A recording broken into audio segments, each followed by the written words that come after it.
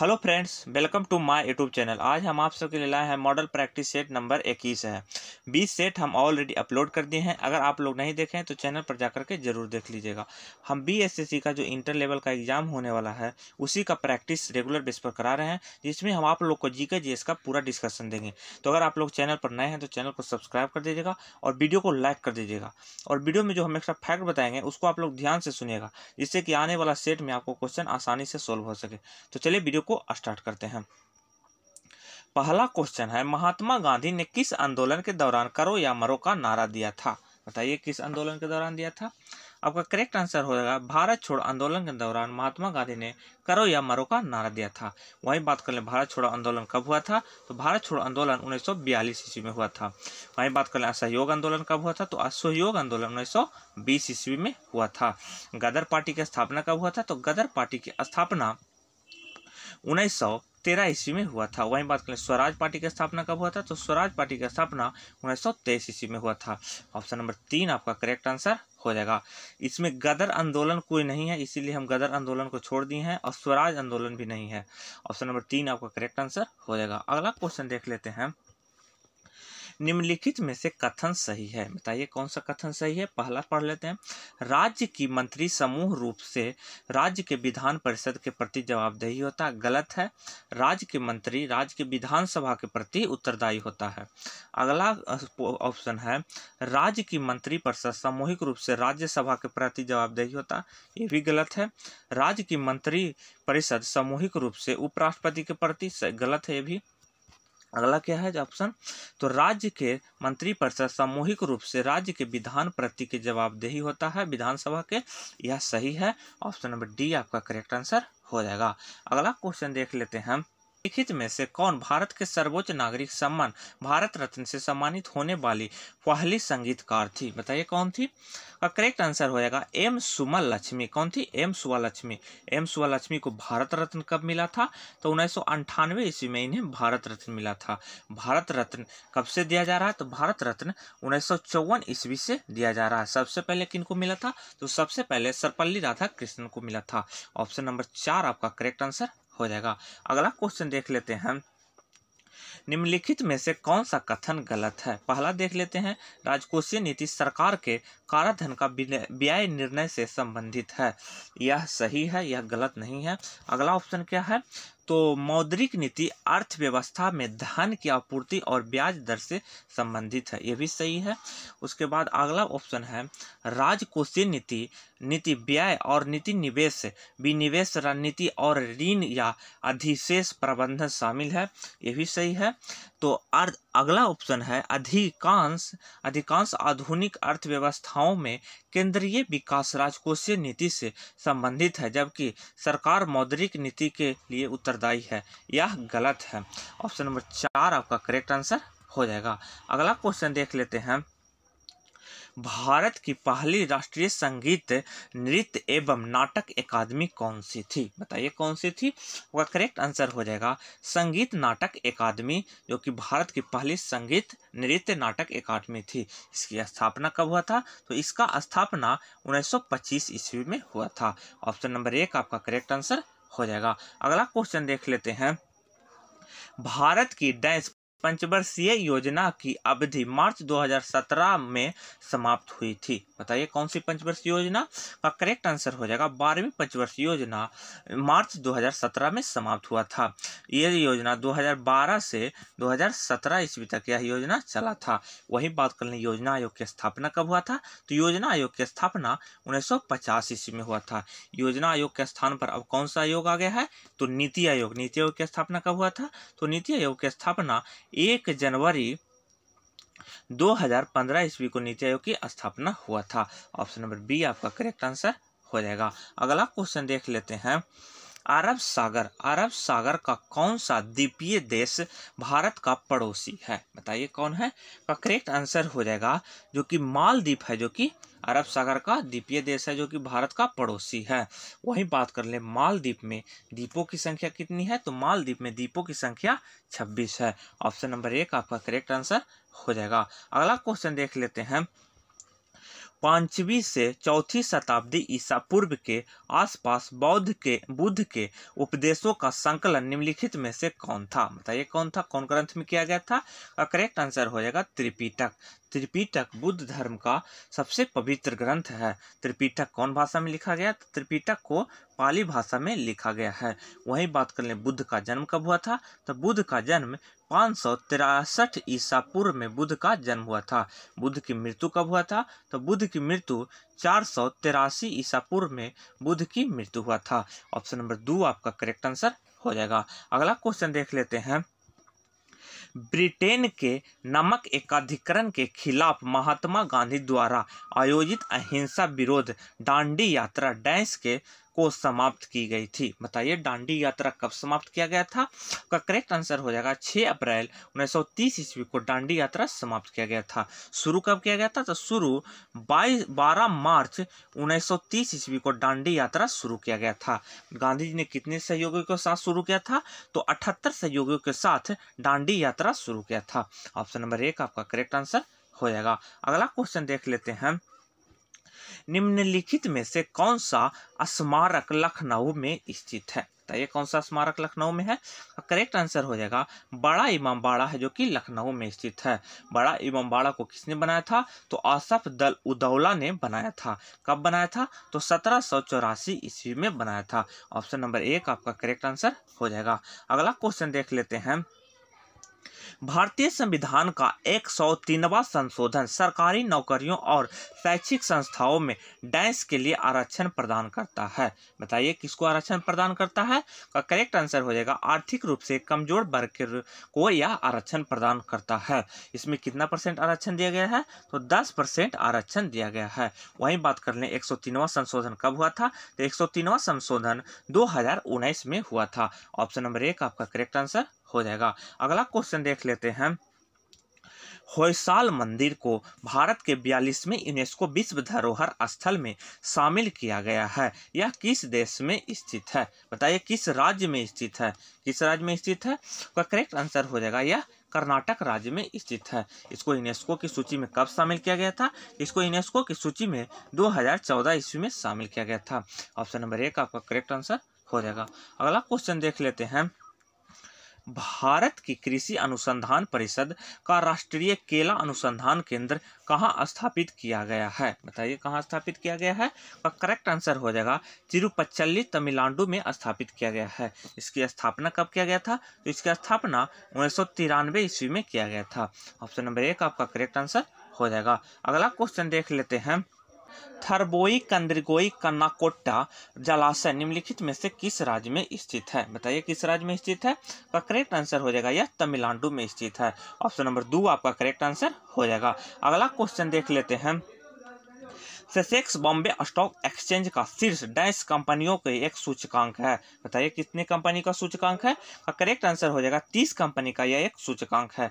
वहीं बात कर ले बॉम्बे स्टॉक एक्सचेंज की स्थापना कब हुआ था? तो बॉम्बे स्टॉक एक्सचेंज की स्थापना 1875 ईस्वी में हुआ था। ऑप्शन नंबर 3 आपका करेक्ट आंसर हो जाएगा।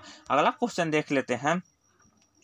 भारत का पहला स्वतंत्रता संग्राम 10 मई 1857 को डैश शुरू हुआ था। बताइए कहाँ शुरू हुआ था? का करेक्ट आंसर हो जाएगा मेरठ में शुरू हुआ था। ऑप्शन नंबर 3 आपका करेक्ट आंसर हो जाएगा। अगला क्वेश्चन देख लेते हैं। क्वेश्चन है भारतीय राष्ट्रीय महासागरीय सूचना सेवा केंद्र की इनमें से किस शहर में स्थित है? बताइए किस शहर में स्थित है? का करेक्ट आंसर हो जाएगा हैदराबाद में स्थित है। वहीं बात कर ले महासागरीय सूचना सेवा केंद्र की स्थापना कब हुआ था? तो इसकी स्थापना 2007 में हुआ था। ऑप्शन नंबर 4 आपका करेक्ट आंसर हो जाएगा। अगला क्वेश्चन देख लेते हैं। तूफान डेनियल ने किस देश के डर्न शहर का 20% हिस्सा तबाह किया था? बताइए डर्न शहर का किस्सा आपका करेक्ट आंसर हो जाएगा लीबिया देश के डर्न शहर का 20% हिस्सा तबाह किया था। कौन तूफान? तो डेनियल तूफान। ऑप्शन नंबर 1 आपका करेक्ट आंसर हो जाएगा। अगला क्वेश्चन देख लेते हैं। निम्नलिखित में से किसे भारतीय संविधान के अनुच्छेद 161 के तहत क्षमा देने की शक्ति प्रदान की गई है? बताइए किसे प्रदान की गई है? का करेक्ट आंसर हो जाएगा राज्यपाल को प्रदान किया गया है। वहीं बात कर लें राष्ट्रपति को अनुच्छेद कितना के तहत क्षमादान प्रदान किया गया है? तो अनुच्छेद 72 के तहत क्षमादान प्रदान किया गया है। ऑप्शन नंबर 4 आपका करेक्ट आंसर हो जाएगा। अगला क्वेश्चन देख लेते हैं। पंजाब के किस जिले में भारतीय सैनिकों के कंकाल का अवशेष थे जिन्हें ब्रिटिश सैनिकों ने 1857 के प्रथम स्वतंत्रता संग्राम में भाग लेने के लिए मार दिया गया था? इन्हें मार्च 2014 में खोजा गया था। बताइए कहाँ प्राप्त हुआ है? और करेक्ट आंसर हो जाएगा अमृतसर में प्राप्त हुआ है। ऑप्शन नंबर 2 आपका करेक्ट आंसर हो जाएगा। अगला क्वेश्चन देख लेते हैं। किस क्रिकेट टीम ने एशिया कप 2023 जीता है? बताइए किसने जीता है? और करेक्ट आंसर हो जाएगा भारत ने एशिया कप 2023 जीता है। यह कप भारत ने कितने बार जीता है? तो 8वीं बार यह जीता है। ऑप्शन नंबर 1 आपका करेक्ट आंसर हो जाएगा। अगला क्वेश्चन देख लेते हैं। क्वेश्चन है, आईने अकबरी किसने लिखी थी? यह 16वीं शताब्दी का विस्तृत दस्तावेज है जिन्हें सम्राट अकबर के अधीन मुगल साम्राज्य का प्रशासन व्यवस्था की विस्तृत वर्णन किया गया है। बताइए किसने लिखा था? और करेक्ट आंसर हो जाएगा अब्बुल फजल ने यह पुस्तक लिखा था। वही बात कर लें अकबर का शासनकाल कब से कब तक था? तो अकबर का शासनकाल 1556 से 1605 ईस्वी तक अकबर का शासनकाल था। वही बात कर लें अकबर का जन्म कब हुआ था? तो अकबर का जन्म 1542 ईस्वी में हुआ था। अकबर का मृत्यु कब हुआ था? तो अकबर का मृत्यु 1605 ईस्वी में हुआ था। ऑप्शन नंबर 3 आपका करेक्ट आंसर हो जाएगा। अगला क्वेश्चन देख लेते हैं। निम्नलिखित में से किस वर्ष औरंगजेब के आदेश पर सिखों के 9वें गुरु तेग बहादुर की हत्या कर दी थी? बताइए किसने कब किया गया था? का करेक्ट आंसर हो जाएगा 1675 ईस्वी में कर दिया था। वही बात कर लें गुरु सिख के 5वें गुरु अर्जुन देव की हत्या किसने किया था? तो गुरु अर्जुन देव की हत्या जहांगीर ने किया था। किसने किया था? तो जहांगीर ने। कब किया था? तो 1606 ईस्वी में किया था। ऑप्शन नंबर 2 आपका करेक्ट आंसर हो जाएगा। अगला क्वेश्चन देख लेते हैं। वित्तीय समावेशन सूचकांक पिछले साल मार्च 2022 में 56.4 से बढ़कर मार्च 2023 में डैश हो गया है। बताइए कितना हो गया है? करेक्ट आंसर हो जाएगा 60.1 हो गया है। ऑप्शन नंबर 2 आपका करेक्ट आंसर हो जाएगा। अगला क्वेश्चन देख लेते हैं। फरवरी 1919 में सत्याग्रह सभा की स्थापना डैश द्वारा की गई थी? बताइए किसके द्वारा की गई थी? करेक्ट आंसर हो जाएगा मोहनदास करमचंद गांधी द्वारा किया गया था सत्याग्रह सभा की स्थापना। वहीं बात कर लें सत्याग्रह सभा की स्थापना कहाँ हुआ था? तो सत्याग्रह सभा की स्थापना बॉम्बे में हुआ था। ऑप्शन नंबर 4 आपका करेक्ट आंसर हो जाएगा। अगला क्वेश्चन देख लेते हैं। इनमें से किस प्रसिद्ध राष्ट्रकूट शासक ने एलोरा के शैलाकृत कैलाश मंदिर का निर्माण करवाया था? बताइए किसने करवाया था? का करेक्ट आंसर हो जाएगा राष्ट्रकूट राजा कृष्ण प्रथम ने करवाया था। ऑप्शन नंबर 3 आपका करेक्ट आंसर हो जाएगा। अगला क्वेश्चन देख लेते हैं। वाणिज्य बैंक अपनी जमा राशि भारतीय रिजर्व बैंक के पास रखते हैं। इन जमा राशियों को डैश कहा जाता है? बताइए क्या कहा जाता है? करेक्ट आंसर हो जाएगा आरक्षित निधियां कहा जाता है। वही बात कर लें आरबीआई की स्थापना कब हुआ था? तो आरबीआई की स्थापना 1935 ईस्वी में हुआ था। आरबीआई की राष्ट्रीयकरण कब किया गया था? तो आरबीआई का राष्ट्रीयकरण 1949 में किया गया था। ऑप्शन नंबर 4 आपका करेक्ट आंसर हो जाएगा। अगला क्वेश्चन देख लेते हैं। किसने नॉर्मल बोरलॉग फील्ड पुरस्कार 2023 के लिए चुना गया है? बताइए किसे चुना गया है? का करेक्ट आंसर हो जाएगा डॉक्टर स्वाति नायक को चुना गया है। वहीं बात कर लें नॉर्मल बोरलॉग पुरस्कार कब से शुरू किया गया था? तो 1972 ईस्वी से यह शुरू किया गया था। ऑप्शन नंबर 3 आपका करेक्ट आंसर हो जाएगा। अगला क्वेश्चन देख लेते हैं। ग्रेट विक्टोरिया मरुस्थल डैश में स्थित है? बताइए कहाँ स्थित है? का करेक्ट आंसर हो जाएगा ऑस्ट्रेलिया में ग्रेट विक्टोरिया मरुस्थल स्थित है। वही बात कर लें ऑस्ट्रेलिया की राजधानी कहाँ है? तो ऑस्ट्रेलिया की राजधानी कैनबरा में स्थित है। ऑप्शन नंबर 4 आपका करेक्ट आंसर हो जाएगा। अगला क्वेश्चन देख लेते हैं। उत्तरी भारत में मंदिरों की वास्तुकला की लोकप्रिय शैली डैश कहलाती है? बताइए क्या कहलाती है?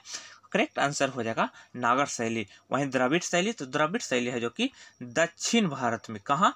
तो दक्षिण में स्थित कहलाती है। दक्षिण में स्थित मंदिर द्रविड़ शैली कहलाती है। ऑप्शन नंबर 2 आपका करेक्ट आंसर हो जाएगा। अगला क्वेश्चन देख लेते हैं। क्वेश्चन है निम्नलिखित में से कौन एशिया का पहला सुपर कंप्यूटर था? बताइए कौन था? का करेक्ट आंसर हो जाएगा एका था जो कि एशिया का पहला सुपर कंप्यूटर था। वहीं बात कर लें भारत का पहला सुपर कंप्यूटर कौन था? तो भारत का पहला सुपर कंप्यूटर परम 8000 था। कौन था? तो परम 8000। वहीं बात कर लें कंप्यूटर दिवस कब मनाया जाता है? कंप्यूटर दिवस 2 दिसंबर को मनाया जाता है। वहीं बात कर लें कंप्यूटर का जनक किसे कहा जाता है? तो कंप्यूटर का जनक चार्ल्स बेबेज को कहा जाता है। ऑप्शन नंबर 4 आपका करेक्ट आंसर हो जाएगा। अगला क्वेश्चन देख लेते हैं। ब्राजील में कॉफी के बागानों को डैश के नाम से जाना जाता है। बताइए किस नाम से जाना जाता है? और करेक्ट आंसर हो जाएगा फजेंडा के नाम से जाना जाता है। वहीं बात कर लें विश्व में कॉफी उत्पादन में प्रथम स्थान किसका है? तो ब्राजील का प्रथम स्थान है, विश्व में प्रथम स्थान है कॉफी उत्पादन में। ऑप्शन नंबर 2 आपका करेक्ट आंसर हो जाएगा। अगला क्वेश्चन देख लेते हैं। मुगल सम्राट शाह आलम द्वितीय ने किस वर्ष ईस्ट इंडिया कंपनी का बंगाल के दीवान के रूप में नियुक्त किया था? बताइए किसने कब किया गया था? और करेक्ट आंसर हो जाएगा 1765 ईस्वी में। वही बात कर लें शाह आलम द्वितीय का शासनकाल कब से कब तक था? तो 1760 ईस्वी से 1806 ईस्वी तक शाह आलम द्वितीय का शासनकाल था। ऑप्शन नंबर 4 आपका करेक्ट आंसर हो जाएगा। अगला क्वेश्चन देख लेते हैं। क्षत्रिय नृत्य कहाँ के मठों से विकसित हुआ है? बताइए कहाँ के मठों से विकसित हुआ है? करेक्ट आंसर हो जाएगा असम के मठों से विकसित हुआ है। वहीं बात कर लें क्षत्रिय नृत्य को शास्त्रीय नृत्य का दर्जा कब मिला था? तो शास्त्रीय नृत्य का दर्जा 2000 ईस्वी में इसे मिला था। वहीं बात कर लें अभी वर्तमान में शास्त्रीय नृत्यों की संख्या कितना है? तो अभी वर्तमान में शास्त्रीय नृत्यों की संख्या 9 है। ऑप्शन नंबर 3 आपका करेक्ट आंसर हो जाएगा। अगला क्वेश्चन देख लेते हैं। निम्नलिखित में से क्या असहयोग आंदोलन के मापदंड के पढ़ने के कारण नहीं है? कौन नहीं है?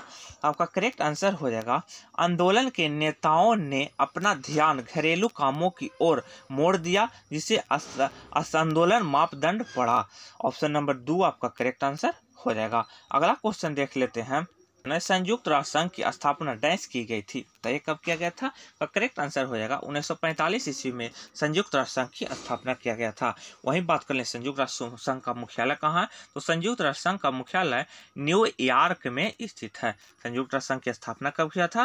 तो संयुक्त राष्ट्र संघ की स्थापना 1945 में हुआ था। इसमें कितने सदस्य देश हैं? तो इसमें 193 सदस्य देश हैं।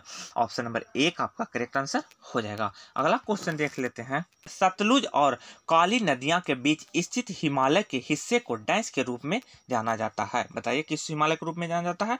करेक्ट आंसर हो जाएगा कुमायूं हिमालय के रूप में जाना जाता है। सतलुज और काली नदियों के बीच में जो स्थित होता है उसे कुमायूं हिमालय कहते हैं। ऑप्शन नंबर 2 आपका करेक्ट आंसर हो जाएगा। अगला क्वेश्चन देख लेते हैं। बांग्लादेश में जमुना के नाम से प्रसिद्ध नदी भारत में डैश कहा जाता है?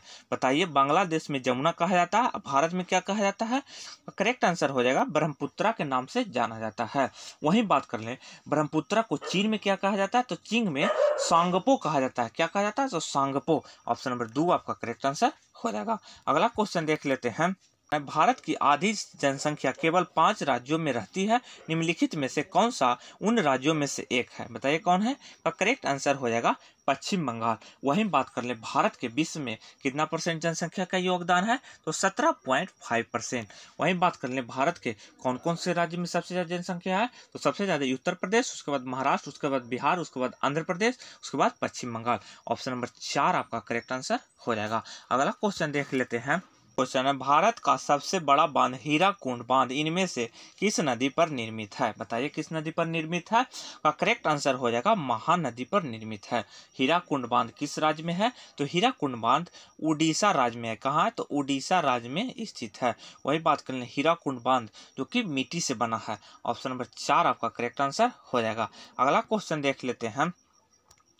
भारतीय संविधान के अनुसार प्रत्येक व्यक्ति जिसे गिरफ्तार करके हिरासत में लिया गया है को गिरफ्तार के स्थान से मजिस्ट्रेट की अदालत तक की यात्रा के लिए आवश्यक समय को छोड़कर उपयुक्त गिरफ्तार के डैश की घंटे की अवधि के भीतर निकट मजिस्ट्रेट के समक्ष पेश किया जाता है। कितने घंटे के अंदर? का करेक्ट आंसर हो जाएगा 24 घंटे के अंदर निकट मजिस्ट्रेट के अंदर पेश किया जाता है। इसका वर्णन अनुच्छेद कितना में किया गया है? तो इसका वर्णन अनुच्छेद 22 में किया गया है। ऑप्शन नंबर 4 आपका करेक्ट आंसर हो जाएगा। अगला क्वेश्चन देख लेते हैं। निम्नलिखित में से कौन सी पहाड़ियां पश्चिम घाट से संबंधित नहीं है? बताइए कौन सी पहाड़ियां नहीं है? का करेक्ट आंसर हो जाएगा महेंद्रगिरी की पहाड़ियां जो कि पश्चिम घाट से संबंधित नहीं है। महेंद्रगिरी की पहाड़ियां कहाँ है? तो तमिलनाडु में। यह समुद्र से कितना मीटर ऊंचा है? तो यह समुद्र से 1501 मीटर ऊंचा है। ऑप्शन नंबर 2 आपका करेक्ट आंसर हो जाएगा। अगला क्वेश्चन देख लेते हैं। निम्नलिखित में से किस भारतीय त्योहार में भगवान राम के हाथों राक्षस राजा रावण की मृत्यु का जश्न मनाया जाता है? बताइए किस त्योहार में? करेक्ट आंसर हो जाएगा दशहरा त्योहार में। ऑप्शन नंबर 2 आपका करेक्ट आंसर हो जाएगा। अगला क्वेश्चन देख लेते हैं। नीति आयोग के अटल इनोवेशन मिशन EAM द्वारा प्रारंभ की गई डीजी बुक का इनमें से क्या नाम है? बताइए क्या नाम है? करेक्ट आंसर हो जाएगा इनोवेशन फॉर यू, इसका नाम है। ऑप्शन नंबर 1 आपका करेक्ट आंसर हो जाएगा। अगला क्वेश्चन देख लेते हैं। तेंदुलकर पद्धति भारत में डैश के अनुमान से संबंधित है? किससे संबंधित है? तो गरीब के अनुमान से संबंधित है। ऑप्शन नंबर 3 आपका करेक्ट आंसर हो जाएगा। अगला क्वेश्चन देख लेते हैं। अशोक ने कलिंग को जीतने के लिए युद्ध लड़ा। कलिंग तटीय डैश का प्राचीन नाम है? किस तट का प्राचीन नाम है? तो ओडिशा का प्राचीन नाम कलिंग है। कलिंग युद्ध कब हुआ था? तो 261 ईसा पूर्व में कलिंग युद्ध हुआ था। ऑप्शन नंबर 2 आपका करेक्ट आंसर हो जाएगा। अगला क्वेश्चन देख लेते हैं। मोरैना शब्द इनमें से का क्या अर्थ होता है? मोरैना शब्द का क्या अर्थ होता है? वह करेक्ट आंसर हो जाएगा हिमनद द्वारा परिवहन की गई और निक्षेपित की गई सामग्री। ऑप्शन नंबर 2 आपका करेक्ट आंसर हो जाएगा। अगला क्वेश्चन देख लेते हैं। क्वेश्चन है ट्रेन टू पाकिस्तान पुस्तक के लेखक कौन है? बताइए कौन है? करेक्ट आंसर हो जाएगा खुशवंत सिंह। इस पुस्तक में इन्होंने भारत पाकिस्तान के जो बंटवारा हुआ है उसका वर्णन किया है। वहीं बात कर लें इन्हें पद्म भूषण कब मिला था? तो 1974 ईस्वी में खुशवंत सिंह को पद्म भूषण मिला था। ऑप्शन नंबर 2 आपका करेक्ट आंसर हो जाएगा। अगला क्वेश्चन देख लेते हैं। इनमें से कौन सा एक मौलिक अधिकार है? बताइए कौन मौलिक अधिकार है? का करेक्ट आंसर हो जाएगा संवैधानिक उपचारों का अधिकार मौलिक अधिकार है। वही बात कर ले मौलिक अधिकार कहाँ से लिया गया है? तो मौलिक अधिकार यूएस एक्ट से लिया गया है। मौलिक अधिकार का वर्णन अनुच्छेद कितना में किया गया है? तो इसका वर्णन अनुच्छेद 32 में किया गया है। ऑप्शन नंबर 4 आपका करेक्ट आंसर हो जाएगा। अगला क्वेश्चन देख लेते हैं। निम्नलिखित में से किस राज्य के राज्य विधानमंडल में एक सदन है? बताइए किस राज्य के राज्य में विधानमंडल में एक सदन है? करेक्ट आंसर हो जाएगा गुजरात राज्य के राज्यमंडल में एक सदन है। वहीं बात कर लें कितने राज्य के राज्य में विधान परिषद है? तो 6 राज्य के राज्य में विधान परिषद है। विधान परिषद जिस राज्य में होता है वहाँ 2 सदन होता है। और कौन कौन से हैं? तो कर्नाटक विधान परिषद है, आंध्र प्रदेश विधान परिषद है, महाराष्ट्र विधान परिषद है और इसके अलावा तेलंगाना, उत्तर प्रदेश और बिहार में विधान परिषद है। ऑप्शन नंबर 2 आपका करेक्ट आंसर हो जाएगा। अगला क्वेश्चन देख लेते हैं। अब फ्रेंड्स अब थोड़ा बड़ा क्वेश्चन है इसलिए ऑप्शन को हम बाद में आप लोग के सामने दिखाएंगे। तो 51 नंबर क्वेश्चन है। 1904 में विभाजित परमाणु प्लाज्मा पुंडिंग सिद्धांत किसने प्रतिपादित किया? जिसके अनुसार धनात्मक आवेश के एक समूह ऋणात्मक आवेशित इलेक्ट्रॉन प्लांग पुंडिक किशमिश की तरह बिखरे हुए होते हैं। बताइए किसने किया था? का करेक्ट आंसर हो जाएगा सर जे थॉमसन ने। वहीं बात करें इलेक्ट्रॉन की खोज किसने किया था? तो जे थॉमसन ने। ऑप्शन नंबर 3 आपका करेक्ट आंसर हो जाएगा। अगला क्वेश्चन देख लेते हैं। क्लाउड बाथोलेट और अन्य लोगों के साथ method D nomenclature system of chemical nomenclature नामक पुस्तक किसने प्रकाशित की? जिनसे पदार्थों के नामकरण की आधुनिक पद्धति का निर्धारण किया? किसने किया था? आपका करेक्ट आंसर हो जाएगा एंटोनी लवेजियर ने। एंटोनी लवेजियर ने कब प्रकाशित किया था? तो 1787 ईस्वी में प्रकाशित किया था। ऑप्शन नंबर 3 आपका करेक्ट आंसर हो जाएगा। अगला क्वेश्चन है रासायनिक सूत्र CH3CH2Cl वाला निम्नलिखित में से कौन सा रासायनिक यौगिक फोम युक्त प्लास्टिक के धमन कर्मन वॉइलिक एजेंट के रूप में उपयोग किया जाता है? बताइए किस रूप में किया जाता है? का करेक्ट आंसर हो जाएगा क्लोरोएथेन के रूप में। ऑप्शन नंबर 4 आपका करेक्ट आंसर हो जाएगा। अगला क्वेश्चन देख लेते हैं। निम्नलिखित में से कौन 17वीं शताब्दी में वैक्यूम पंप का आविष्कार के लिए प्रसिद्ध है? इन्होंने सबसे पहले अंतरिक्ष के पूर्ण निर्वाचन का अवधारणा दी, हवा के भार का मापन किया और मौसम की भविष्यवाणी करने के लिए हवा के दाब का इस्तेमाल किया था। किसने किया था? तो आपका करेक्ट आंसर हो जाएगा ओटो वॉन गोरियन ने। किसने किया था? ओटो वॉन गोरियन ने। ऑप्शन नंबर 2 आपका करेक्ट आंसर हो जाएगा। अगला क्वेश्चन देख लेते हैं। फियोफाइसी कुल के सदस्य समानता क्या नाम से जाना जाता है? आपका करेक्ट आंसर हो जाएगा भूरे शैवाल के नाम से जाना जाता है। ऑप्शन नंबर 3 आपका करेक्ट आंसर हो जाएगा। अगला क्वेश्चन देख लेते हैं। डाल्टन का आंशिक दाब नियम निम्नलिखित में से किस समीकरण पर लागू होता है? किस समीकरण पर लागू होता है? करेक्ट आंसर होगा CO प्लस H2 पर लागू होता है। ऑप्शन नंबर 2 आपका करेक्ट आंसर हो जाएगा। अगला क्वेश्चन देख लेते हैं। निम्नलिखित में से कौन सी कशेरुकीय की एक विशेषता नहीं है? कौन नहीं है? तो आपका करेक्ट आंसर हो जाएगा वे असीमित होते हैं। या विशेषता नहीं है, वह सीमित होते हैं। ऑप्शन नंबर 4 आपका करेक्ट आंसर हो जाएगा। अगला क्वेश्चन देख लेते हैं। यदि हम किसी दिए गए बल के क्षेत्र को बढ़ाते हैं तो इससे दबाव प्रति इकाई क्षेत्रफल क्या होता है? तो कम हो जाता है। ऑप्शन नंबर 3 आपका करेक्ट आंसर हो जाएगा। अगला क्वेश्चन देख लेते हैं। जलीय अणुओं द्वारा प्रतिकर्षण होने वाले समूह को कहा जाता है? बताइए क्या कहा जाता है? करेक्ट आंसर हो जाएगा हाइड्रोफोबिया कहा जाता है। जलीय अणुओं के द्वारा प्रतिकर्षण होने वाले समूह को क्या कहा जाता है? तो हाइड्रोफोबिया। ऑप्शन नंबर 3 आपका करेक्ट आंसर हो जाएगा। अगला क्वेश्चन देख लेते हैं। प्रोटॉन में डैश धनात्मक आवेश होते हैं? बताइए कितना होता है? तो 1.6 × 10⁻⁹ कूलाम। ऑप्शन नंबर 1 आपका करेक्ट आंसर हो जाएगा। अगला क्वेश्चन देख लेते हैं। निम्नलिखित में से कौन सा समान तात्विक गति का समीकरण नहीं है? कौन नहीं है? तो v - u बराबर AT है, जो कि नहीं है। बाकी v बराबर u प्लस AT है। s बराबर u2 प्लस 1/2 AT का स्क्वायर ये भी है। उसके बाद v square minus u square बराबर 2s ये भी है। और करेक्ट आंसर हो जाएगा ऑप्शन नंबर 1 v - u बराबर AT। ऑप्शन नंबर 1 आपका करेक्ट आंसर हो जाएगा। अगला क्वेश्चन देख लेते हैं। आधुनिक आवर्त सारणी में बाईं ओर उपस्थित एकलौते उपधातु कौन सी है? बताइए कौन सी है? तो करेक्ट आंसर हो जाएगा हाइड्रोजन। कौन सी है? तो हाइड्रोजन। हाइड्रोजन की परमाणु संख्या कितना होता है? तो 1।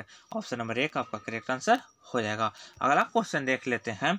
9 ओम के प्रतिरोध वाले तार को दोगुना कर दिया जाए तो तार के नए प्रतिरोध की गणना कीजिए। कितना हो जाएगा? और करेक्ट आंसर हो जाएगा 2.25 ओम हो जाएगा। ऑप्शन नंबर 4 आपका करेक्ट आंसर हो जाएगा। अगला क्वेश्चन देख लेते हैं। निम्नलिखित में से कौन सी ऊर्जा वाणिज्य की इकाई है? बताइए कौन है?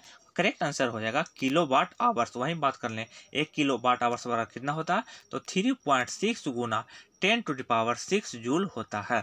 ऑप्शन नंबर 1 आपका करेक्ट आंसर हो जाएगा। अगला क्वेश्चन देख लेते हैं। जलयोजित कॉपर सल्फेट का रासायनिक सूत्र है? बताइए क्या है? करेक्ट आंसर हो जाएगा CuSO4 5H2O है। इसे क्या कहा जाता है? तो इसे नीला थोथा भी कहते हैं। नीला थोथा भी इसे कहा जाता है। ऑप्शन नंबर 4 आपका करेक्ट आंसर हो जाएगा। अगला क्वेश्चन देख लेते हैं। प्रोटेस्टा ग्रंथि से होने वाला स्रावन डैश में प्रवेश करता है? बताइए कस में प्रवेश करता है? का करेक्ट आंसर हो जाएगा मूत्र मार्ग में प्रवेश करता है। ऑप्शन नंबर 4 आपका करेक्ट आंसर हो जाएगा। अगला क्वेश्चन देख लेते हैं। आधुनिक आवर्त सारणी में डैश उप धातुएं हैं? बताइए कितने हैं? तो करेक्ट आंसर हो जाएगा 7 उप धातुएं हैं। ऑप्शन नंबर 3 आपका करेक्ट आंसर हो जाएगा।